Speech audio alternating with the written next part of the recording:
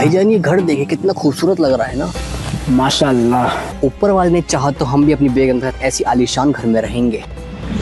तो बुला लो अपनी बेगम को। अरे भाईजान, क्योंकि अब से ये जमीन वक्फ की प्रॉपर्टी है।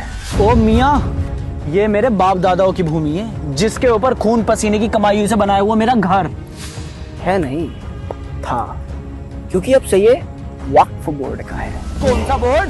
वक्फ बोर्ड यानी कि मैं जिस भी जमीन पर हाथ रखकर ये बोल दूं कि मेरा मानना है या मुझे लगता है कि ये जमीन आज या कई सालों पहले किसी मुसलमान के पास थी जिसने इसे वक्फ को दान कर दिया था, तो अब से उस जमीन पर अल्लाह का अधिकार है और उसकी देखरेख का काम हमारा है। क्या बात कर रहे हो भाईजान? क्या सबूत है तुम्हारे पास कि ये जमीन तुम्हारी है? हाँ हाँ, क्या सबूत है तुम्हारे पास इस जमीन की मलकियत का? इस जमीन का एक एक कागज मेरे पास है और अगर तुझे ऐसा लगता है कि ये जमीन तेरी है तो अपने कागज दिखा और ओनरशिप प्रूफ कर।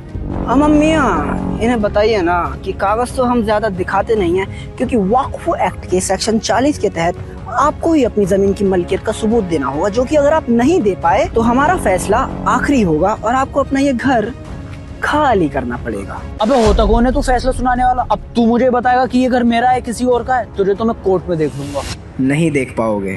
मियाँ, इस खलीफा को तो सेक्शन 85 भी नहीं पता, जिसके हिसाब से वक्फ के मसलों में दूसरा कोई भी कोर्ट दखल अंदाजी नहीं कर सकता और ना ही तू वहाँ जा सकता है। और अगर मेरे फैसले से कोई भी दिक्कत है तो अपने कागज दिखाने हमारे ही वक्फ ट्रिब्यूनल में आ जाना।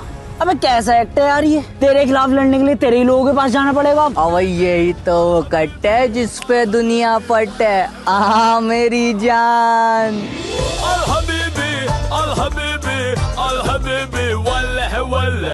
भाईजान एक तो हो गया, पर बाकी बेगमों के लिए और कुछ तलाश करें। नोटी बॉय, चलो ने। अल हबीबी, अल हबीबी, अल हबीबी, वल्लह वल्लह। अब तो हम मालामाल हो गए भाईजान, अब तो बस बेगमों का आराम फरमाना है।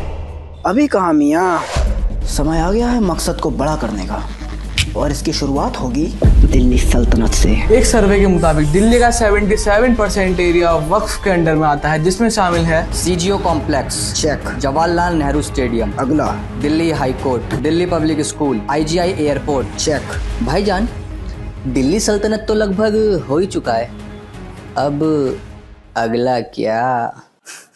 तेना इंडिया मंगल वर्ग। और साहब जी, अपनी बिटिया की शादी है अगले महीने, तो उसके लिए मैं अपनी जमीन का कुछ हिस्सा रेड्डी साहब के नाम करना चाहता हूँ। तो जो भी कागजाती काम है वो आप जल्दी से निपटा दीजिए। पर राम गोपाल, ये जमीन तो तुम्हारी है ही नहीं। क्या?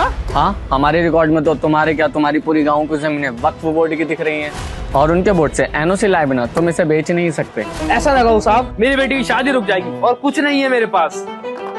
तो देखा आपने कैसे इस गांव के लोगों को पता चला कि इनका पूरा का पूरा गांव ही वक्फ बोर्ड के अंदर आता है, वो भी बिना किसी ठोस सबूत के। ऐसा ये किस बिहार में हुआ है जहां पूरे गांव पर वक्फ ने कब्जा कर लिया और 30 दिन में उन्हें उन्हीं का घर खाली करने की धमकी दे रहे हैं। आज की ताजा खबर में जाकिर नाइक का बड़ा बयान का, अंबानी का घर भी वक्फ की प्रॉपर्टी पर बना हुआ है। पिछले 10 सालों में वक्फ की प्रॉपर्टीज डबल हो चुकी है, आंकड़े आपके सामने है। एआईयूडीए चीफ बदरुद्दीन अजमल का बड़ा बयान, कहा पार्लियामेंट भी वक्फ की जमीन पर बना है। भारत में रेलवे और आर्मी के आज वक्फ बोर्ड के पास सबसे ज्यादा जमीनें हैं। अबे ओ मुतवल्ली, तेरी कयामत आने वाली है, क्योंकि तेरे वक्फ का वक्त ना खत्म होने को आ रहा है। सरकार एक नया बिल ला रही है जिसमें तुझे अपनी सारी प्रॉपर्टी के कागज दिखाने पड़ेंगे, वरना सरकार उसे छीन लेगी। जबान संभाल कर बोल मियां, अगर ऐसा हुआ तो यूपी में हमारे पास 1,21,000 जमीनें हैं, जिसमें से 1,12,000 के कोई कागज नहीं है हमारे पास, और तेलंगाना में 33,000 में से 90% जमीनें बिना कागज की हैं। तो इसका मतलब तुझे उन सबकी लूटी हुई जमीनें वापस लौटानी पड़ेंगी। एक बार जो जमीन वक्फ की हो गई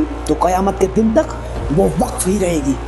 यही हमारा उसूल है। अपने उसूल की बत्ती बना के दीपक जला ले, क्योंकि इस बिल के एक्ट बनने के बाद चाचा नेहरू की दी गई तेरी सारी असीमित शक्तियों पर लगाम लगा दी जाएगी।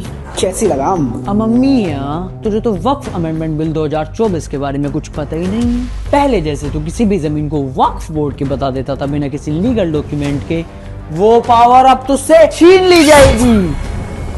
क्लॉज 3 के हिसाब से सिर्फ वही व्यक्ति वक्फ को अपनी जमीन दान कर सकता है जो पिछले 5 साल से इस्लाम को फॉलो कर रहा हो और उसके पास अपनी जमीन के कागज हों। तो गैर मुसलमानों की जमीनें हड़पना बंद रखते। तुझे अपनी सेंट्रल वक्फ काउंसिल में अब 2 मुस्लिम महिलाओं के साथ हिंदू, सिख, ईसाई जैसे 2 गैर मुसलमानों को भी शामिल करना होगा। जितनी भी सरकारी जमीनें वक्फ के पास हैं फिर से वो सारी सरकार की हो जाएंगी। या अल्लाह, ये बिल पूरी तरह से इस्लाम और मुसलमानों के खिलाफ है।